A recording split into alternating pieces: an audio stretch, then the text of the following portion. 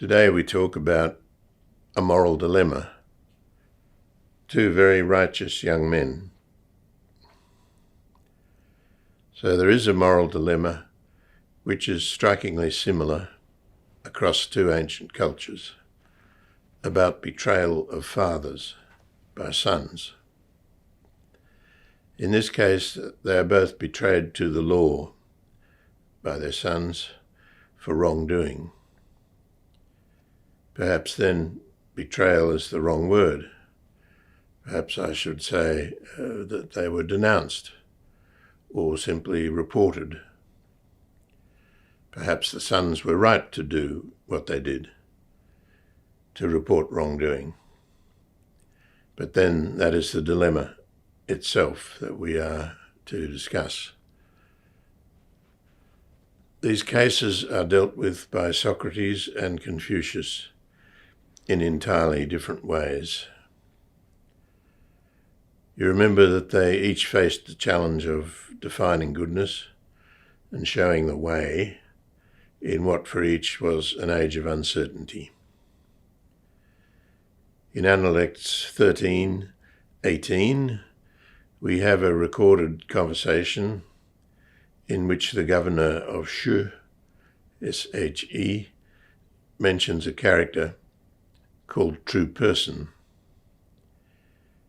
He says, "There is someone of that name in our village." The story is that when his father took a sheep which did not belong to him, his son reported his father to the authorities. That is why the son had this nickname of True Person. We will look at Confucius' response to this family dilemma in a moment. In Greece, Plato in the Euthyphro refers to a young man, Euthyphro, whom he has encountered by chance outside the court.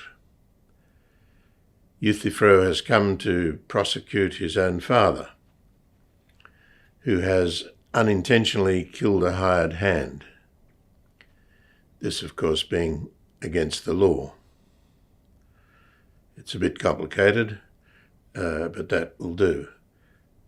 So Socrates affects ignorance, as usual, and he says that he hopes to learn from Euthyphro, since he expects that he must know a great deal about the law and religious obligations if he is undertaking this trial. Euthyphro is quite overconfident and embarks on a discussion which turns on the nature of holiness or piety, our duty to the gods. He argues to Socrates that our duty to the gods requires us to take action over a case like the murder or accidental murder carried out by his father. Socrates then wants to know what his definition of holiness is, and the discussion becomes to be about that. Euthyphro replies that holiness is that which the gods approve of. Now, the issue here is about law and how it gets its foundation. Socrates makes the point that gods disagree with each other, which they did in Greek mythology, as well as doing all kinds of other things with each other. Eventually, the point becomes this: do the gods approve of something because it is holy, or is it holy because they approve of it? You see, the idea of absolute goodness is poking its nose in again. Probably in Socrates' view, the correct position is that holiness or goodness is good in itself, and that is why it is respected by all, including by the gods. Euthyphro is particularly self-righteous, as when Socrates innocently assumes that the murder victim must be a relative, and that Euthyphro would not be prosecuting his own father on behalf of a stranger. But he's given the response that It's ridiculous to distinguish between strangers and family when the law is involved. Euthyphro takes the moral high ground, higher than most would. The narrative makes it clear that his family is very upset with him for taking a stance such as this against his own father. And clearly there was a family debate around this issue and around the moral issues, as the case was somewhat complex. The dialogue ends when Euthyphro breaks off the discussion in irritation at Socrates' questions and departs. We give no answer, though we see an ample display of Socrates' concern for respecting the law of the state, knowing that he's about to be accused of damaging the state. And some argue that Socrates originated the contract theory between the contract theory between the citizen and the state. Socrates is looking for a definition of holiness or goodness in itself. He sees it as always self-identical, operative at all times and in all places. And most importantly, it does not depend on the opinion of people for its innate goodness. So he gives no verdict on the moral dilemma of Euthyphro. Euthyphro's absolute moral clarity has been punctured, and he's been shown not to know whether it is right to prosecute his own father, whereas at the beginning he was certain that he knew this. And this is where the dilemma is left to lie. Confucius' response to a similar dilemma, in which family loyalty cuts across duty to the state or to customary law, is different.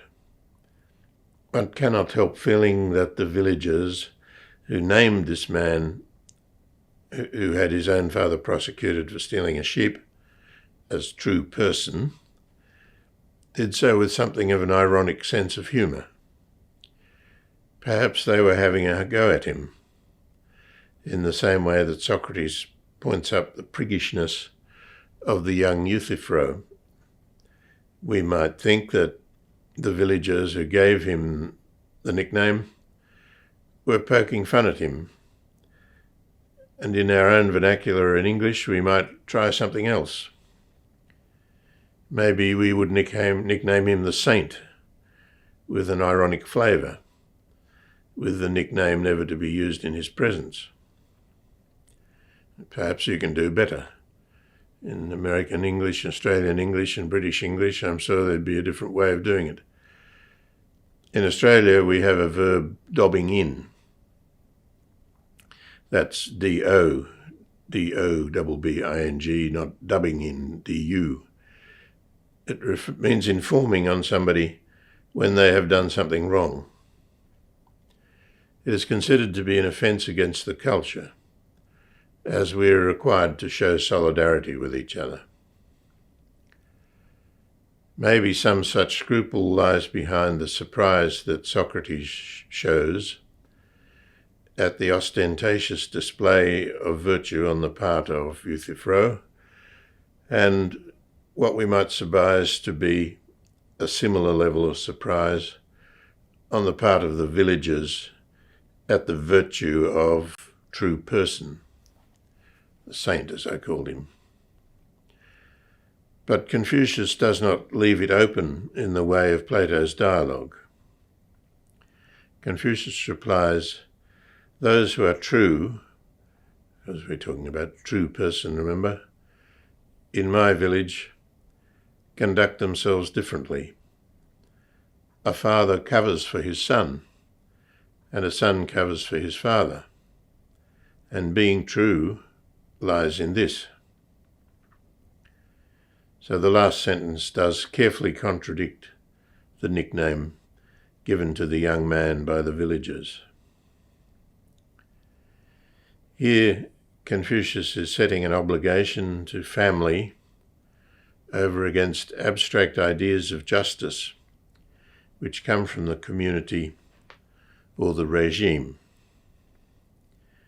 There's a clarity about this position, which is absent from Plato's dialogue, though Socrates does hint at other obligations.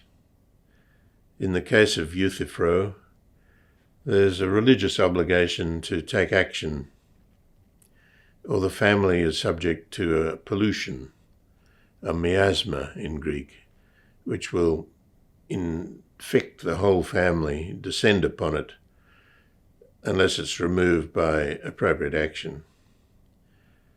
So religious obligations cut across the family obligations in that case.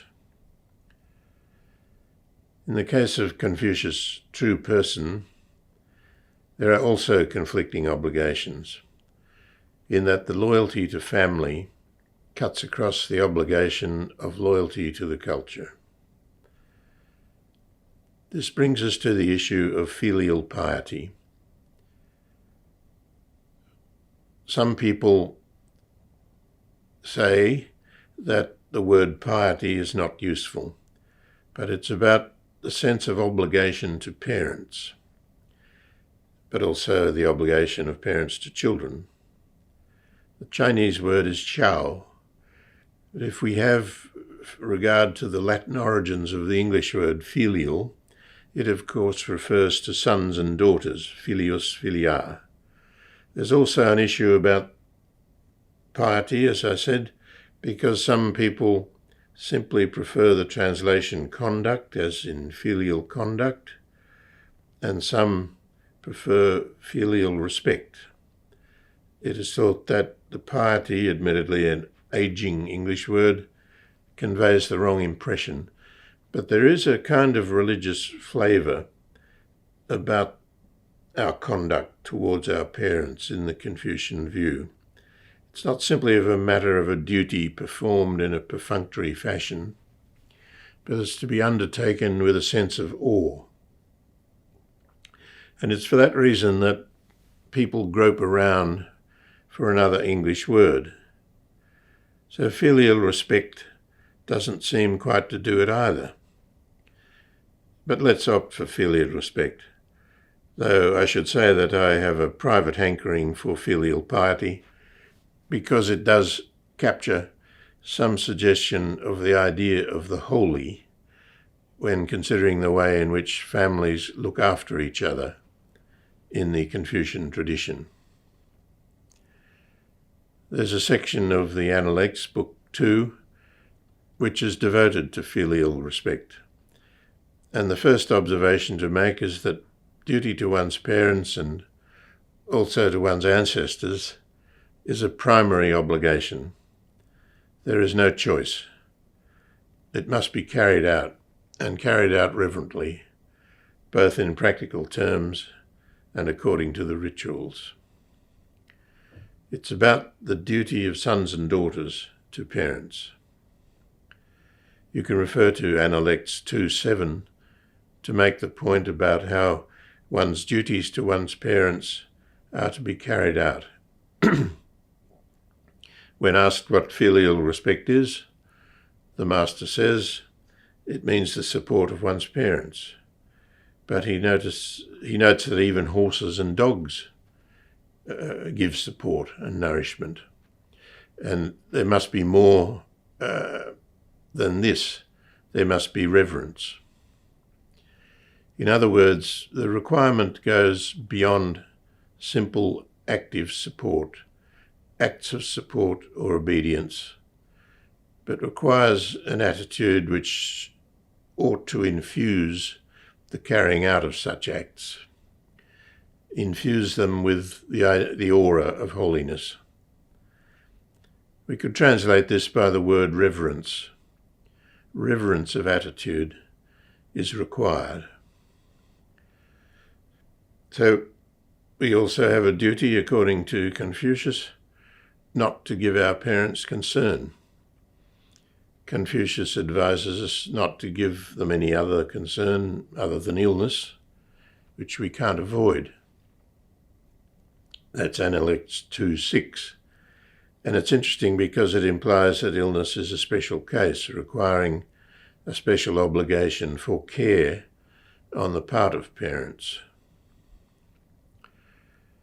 Some say that the duty of filial piety runs through much more than simply the philosophy of Confucius. That it's very, very widespread, very broad, and it may even be the common thread bringing together the Chinese through a number of different philosophies and Chinese cultures. Certainly, Chinese people say to me that respect for one's parents and duty to one's parents is drilled into Chinese children from birth, that everyone is brought up to it. And it may be that this is a cultural phenomenon which is more than simply the result of Confucian teaching or Confucian influence. Well, thanks for being with me, and I'll talk about filial piety and ritual, a most important question, in the next broadcast.